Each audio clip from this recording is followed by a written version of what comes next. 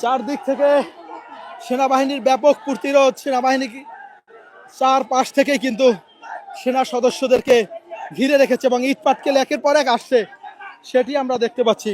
থমথমে পরিস্থিতি বিরাজ করছে এই মুহূর্তে গোপালগঞ্জে।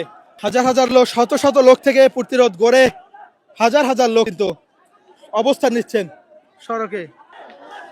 দেখতে পাচ্ছেন গোপালগঞ্জের যে পরিস্থিতি, সেটি আমাদেরকে দেখাবার চেষ্টা করছে। একজনকে ধরেছে সেনা সদস্যরা এবং তুমুল উত্তেজনা বিরাজ করছে বঙ্গবন্ধু সড়ক এলাকায়।